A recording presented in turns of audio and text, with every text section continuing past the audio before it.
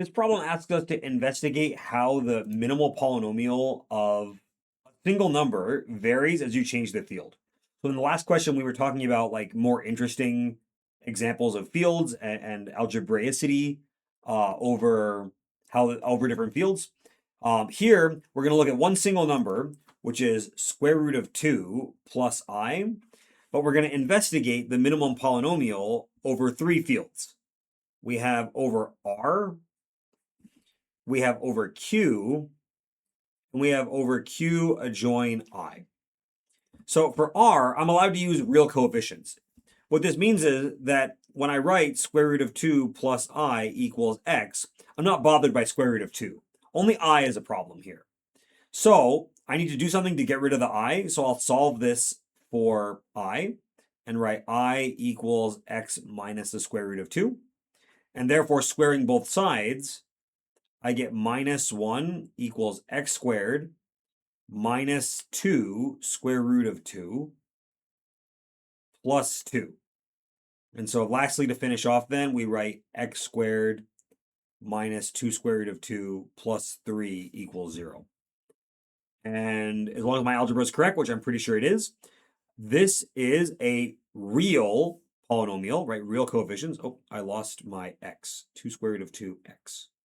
Sorry, I said I think my algebra is correct, and then I immediately didn't see the missing x. In any case, this is a real polynomial, right? Real coefficients, which has this as a solution. On the other hand, when I need rational coefficients, so now we can look at b, I'm not allowed to have this square root of 2 here. And so actually, one of the easiest ways to get started with this is to take the expression that I just had over r and now try to prune it further. So in other words, if I already know x squared plus 3 equals, if I put it on the other side, 2 square root of 2, right, putting this over here, I am just about ready to declare victory. I just need to make this rational. So again, we square both sides, and I get x to the 4 plus 6x squared plus 9 equals 8. That doesn't seem right. How did I mess up? Because this doesn't have an x. The thing that I keep saying I'm going to keep track of, I immediately forget it. So this is now 8x squared. And now I think it's right. So then we can finish off by writing x to the 4 minus 2x squared plus 9 equals 0, all with rational coefficients. And as always, there's something to check, which is that this is irreducible over Q, but I think you guys get the idea here. I'll leave that one to you guys.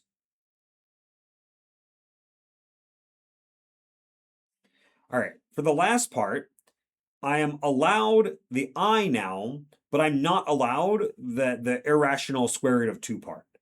So we start the same way, square root of 2 plus I equals x, but now I don't mind the I only worry about the square root of 2.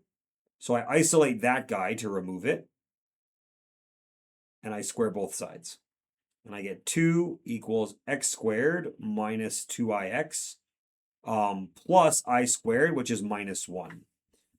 And so to finish, we get x squared minus 2ix minus 3 equals 0. I think at this point, it's a little bit of an interesting question to ask. How can I be completely satisfied with the irreducibility over a field like QI?